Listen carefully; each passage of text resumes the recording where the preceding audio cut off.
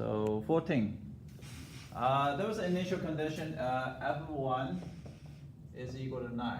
So those are the things I write here. Okay. Those are the things I'll pay attention to. So that's the part. And they say some type of area here is going to be, I'm going to write it down. It's actually 5.5. Oh. That's the A. And that is B. Is what? 6. This is a B. And the C is a 15.5. Yeah.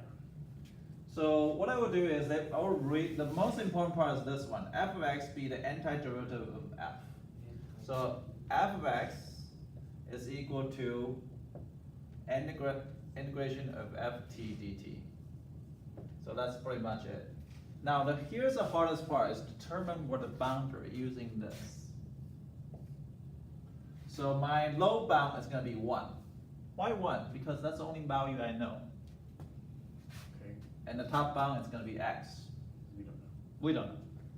We don't know. But that was the hardest part of this question. If you don't have this question part set up, then you're not going to get a right answer here. Okay. So they say what's number 1 says.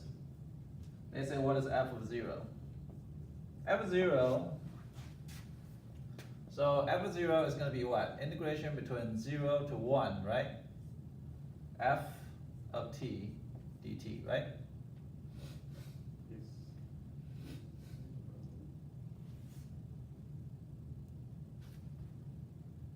Wait, do we just plug in the 0 just to see the difference of it? Well, here's what we want. We want a f of 0. F of 0 is going to be, f of 0 is going to be f is going to be f of 0, f of 1, sorry, f of 1 plus integration between what? 1 0. to 0 f of t dt.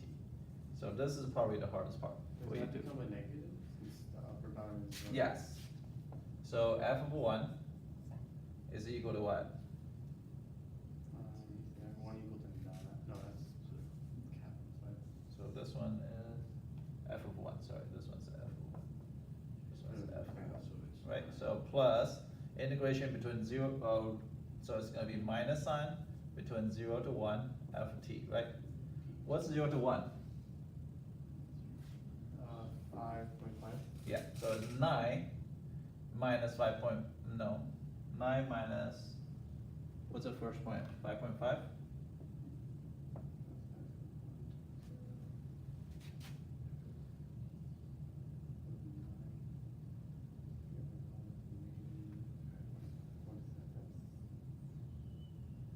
No, the first one is 4.5 or 5.5. First one says 5.5. But it's below, sorry, so it's below x-axis, so it'll be negative 5.5. Right?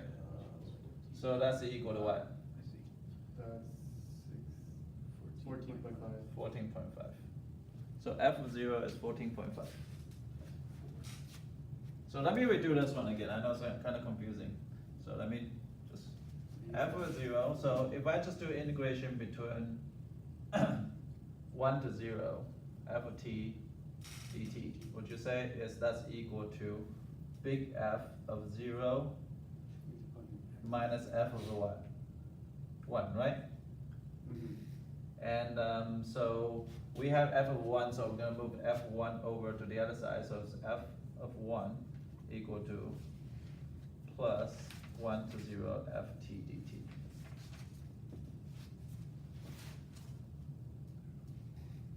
Are we okay here? So that's going to be f of 0.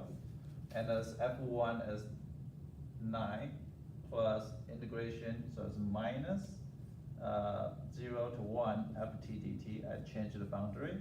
Since they're below x-axis, which is 9 minus negative 5.5. So that's equal to 14.5. Questions? What's the next question they wanna know?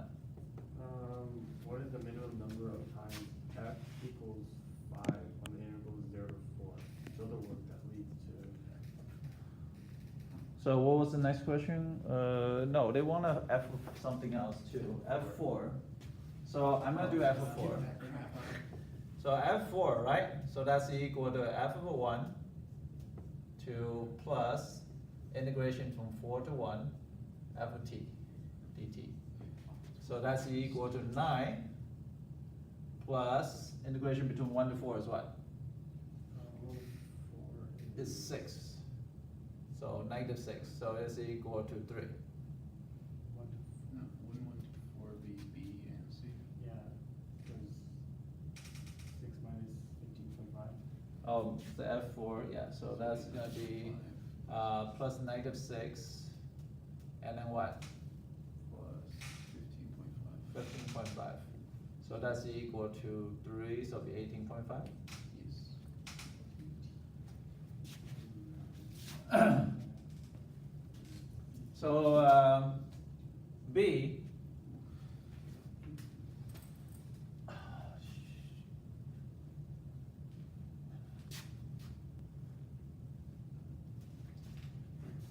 B, what we're gonna do is this. B is gonna be, so we already know what is the f of 0 is. What is the f of 0? What's the f of 1? F of 1 is equal to 9, right? What is f of 0? We find from earlier, 14.5, right? What is f of 3? Well, f of 3 is basically 9 minus 6, that's equal to 3. F of 4 is equal to 18.5. So if I really plot in all those data, they say when they equal to 5, 5 is right here. But you start at f of 0 is what? 14.5, so it's something like this. For at 0, so it's going to be right here. And at f of 3, it's going to give you a 3, so something like this. And at 4, I'm going to go all the way to 18. So the graph is probably continuous. So they are intersecting exactly 2 times. Because that's called intermediate value theorem.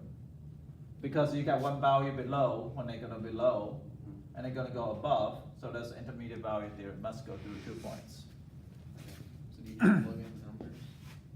Well, that's pretty much our proof. Our proof that's intermediate value theorem. So that counts as proof. Well, yeah. And you say due to intermediate value theorem, so intermediate value theorem, and they say that it goes through f of x equal to 5 twice, because you got one above 5, below 5, one above 5, so it's going to go through it. Last question says what? Find all intervals where f is increasing. F is increasing, so basically just above x-axis. So it's going to be between 3 and 4. So C is going to be between 3 to 4, because that means f of x is a positive. So f of x, f prime of x is equal to f of t greater than 0. So therefore that is increasing. That's it. Gotta go. I'm late. Hopefully that helps. Yeah. This will increase my score.